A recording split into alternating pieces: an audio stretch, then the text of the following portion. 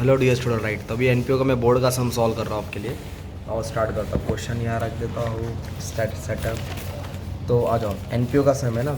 तो ये board exam में देखो क्वेश्चन नंबर 6 में आता है। तो कैसे दिया है टेबल, मतलब एक टेबल तो दिया है, ऊपर से अलग से एक टेबल भी दिया है और पीछे क्या दिया, एडजस्टमेंट दिया, राइट।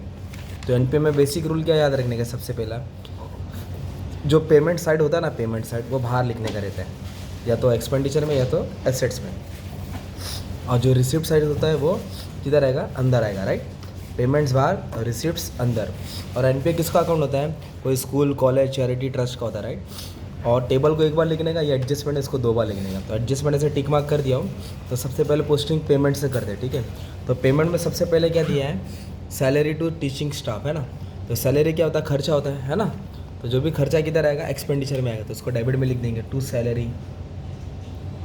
कितना दिया है, salary to teaching staff 10 lakh, तो 10 लाख बाहर डाल दिया, राइट, क्योंकि एडजस्टमेंट नहीं दिया है।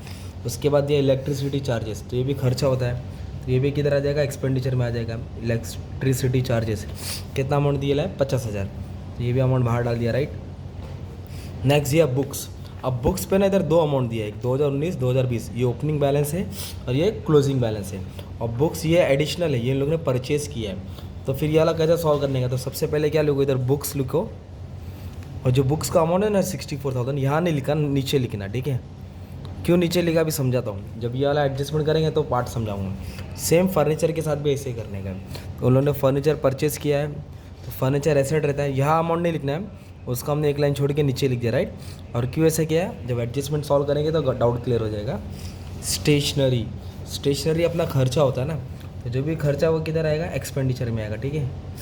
स्टेशनरी का अमाउंट कितना दिया है, 24,000, लिख दो 24,000। स्टेशनरी के बाद क्या दिया है, फिक्स डिपॉजिट। फिक्स डिपॉजिट अपना एसेट होता है, मतलब हमने बैंक में पैसा जमा किया है ना, तो उसको आपको एसेट में लिखना पड़ेगा। फिक्स डिपॉजिट कितना रुपया जमा किया है, 7 लाख, ठीक है। अभी इधर सीडी दिया है, तो हमेशा रखना बीडी नहीं लिखने का, ठीक है। ये ओपनिंग बैलेंस होता है लास्ट ईयर का, तो बीडी कभी भी नहीं लिखने का एनपीओ में, नॉट फॉर प्रॉफिट कंसर्न में, सीडी लिखने का। तो कैश और बैंक क्या होता है, asset, cash balance bank balance. तो कैश 20,000 है, क्लोजिंग बैलेंस होता है वो, क्लोजिंग बैलेंस लिखने का, ओपनिंग नहीं लिखने का, ठीक है। इस तरह अपना पेमेंट की पोस्टिंग हो गई। अब पोस्टिंग किधर की करेंगे, रिसिप्ट्स की करेंगे। तो पहला क्या दिया, इंटरेस्ट। तो इंटरेस्ट क्या होता है, इनकम होता है, तो आपको इसको इनकम में डालना पड़ेगा। तो कितना दिया इंटरेस्ट, 50,000, राइट। तो इंटरेस्ट को लिख दिया 50,000, एडजस्टमेंट नहीं है तो बाहर डाल दिया। सब्सक्रिप्शन, जो मेंबर लोग से पैसा आता है ना, वो भी इनकम होता है, तो उसको इनकम में लिख देंगे। कितना दिया है, 30,000, इस पर एडजस्टमेंट है जिसके अंदर लिखा लाइफ मेंबरशिप फ़ीस। इसका मतलब होता है कि मेंबर लोग ने लाइफ टाइम का पैसा एक ही बार भर दिया है, तो वन टाइम जो पैसा आता है वो एडवांस हो जाता है, बाद में फिर वो कभी देगा नहीं। तो लाइफ मेंबरशिप फ़ीस हमेशा लाइबिलिटी रहता है, इस पर एडजस्टमेंट भी बोला है, तो इसको मैं लाइबिलिटी में लिख देता हूँ। जब एडजस्टमेंट में आएगा तो और अच्छे से समझा दूंगा। लाइफ मेंबरशिप फ़ीस मतलब जो लाइफ टाइम का पैसा एक ही बार में मिल गया, तो तुम्हारा क्या रहता है, लाइबिलिटी। डोनेशन, तो डोनेशन इनकम होता है, जो बड़े बड़े सेलिब्रिटी या पॉलिटिशियन ने डोनेशन दिया क्लब को, तो ये इनकम हो जाएगा। अभी इस पर एडजस्टमेंट है तो उसके लिए अंदर कॉलम में लिखा। अभी ट्यूशन फीस, मतलब ये स्कूल कॉलेज है तो उनको फ़ीस मिलेगा, तो फीस इनकम होता है, इसके लिए इनकम में डाल दिया, एडजस्टमेंट नहीं तो बाहर। टर्म फीस, ये भी इनकम होता है, ठीक है।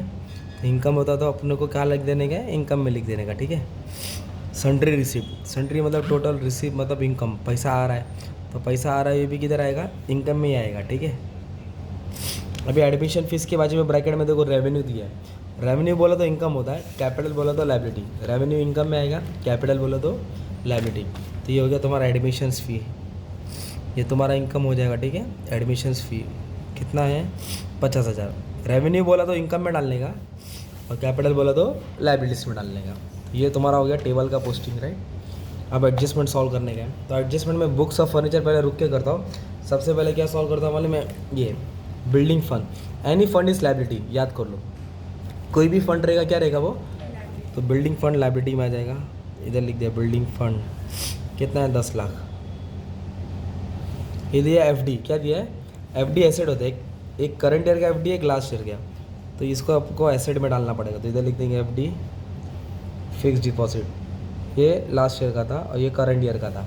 कितना अपने पास एफडी है बैंक में, 9,10,000, 9,10,000, ये एफडी है। कैपिटल फंड क्या दिया है, एनी फंड इज़ लाइबिलिटी, तो कैपिटल फंड को हमेशा लाइबिलिटी में लिख देने का। कैपिटल फंड को हमेशा किधर लिख देने का, लाइबिलिटीज़ में, टॉप में लिख दिया, ठीक है। अब उसके बाद क्या दिया मालूम है, कि एडजस्टमेंट दिया है, सब सॉल्व करेंगे। तो इधर क्या बोला है, जो 50% डोनेशन है ना वो बिल्डिंग फंड में इस्तेमाल हुआ। जो डोनेशन का 5 लाख है ना उसका आधा निकालना है, किधर ट्रांसफ़र करना है, बिल्डिंग फंड में ऐड कर देना है। तो इधर से कैपिटलाइज करेंगे, कैपिटलाइज मतलब कम करना पड़ेगा अपने को। कितना बोला है, 50% मतलब आधा, 2.5 लाख, और ये आधा किधर आ जाएगा, बिल्डिंग फंड में ऐड कर देंगे। किधर ऐड कर देंगे, अभी बिल्डिंग फंड बाहर लिखा था, उसको अंदर ले लो 10 लाख, 2.5 लाख क्या कर देंगे, इसको ऐड कर देंगे, तो 12.5 लाख हो जाएगा।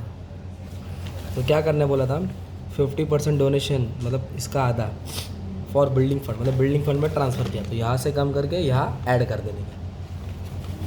उसके बाद बोला आउटस्टैंडिंग सब्सक्रिप्शन, मतलब होता है मेंबर लोग से पैसा आने वाला है, तो आने वाला तो ऐड करेंगे, और आने वाला तो किधर आएगा, एसेट्स में आएगा। तो क्या करेंगे, सब्सक्रिप्शन में ऐड करेंगे इसमें।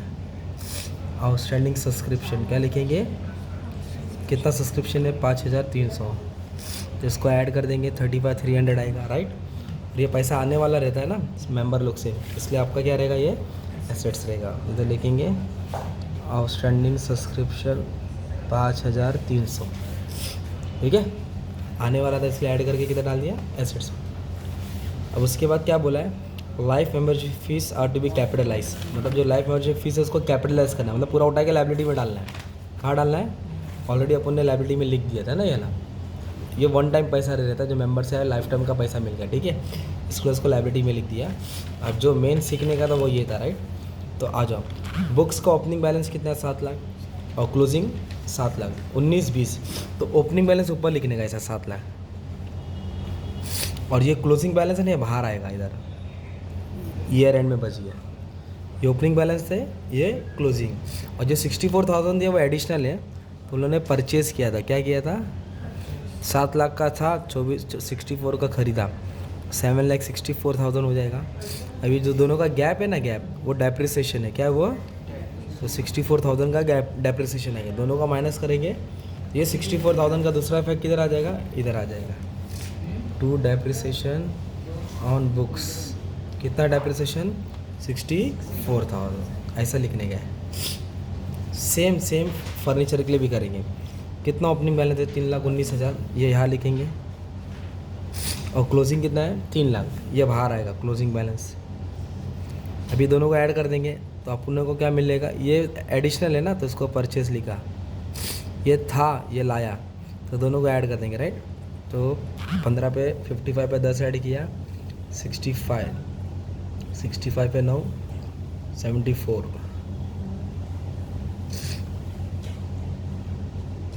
3,64,74 हो गया, और क्लोजिंग बैलेंस कितना हो गया, 3 लाख, तो एसेट्स कम हो गया ना, तो कितना कम हो गया, जो 74, वो डेप्रिसिएशन हो जाएगा, क्या हो जाएगा तुम्हारा वो, तो ये 74,000 जो भी गैप आया ना तुम्हारा, वो तुम्हारा को यहाँ लिखना पड़ेगा एक्सपेंडिचर में, टू डेप्रिसिएशन ऑन फर्नीचर 74,000, कितना लिखेंगे, 74,000।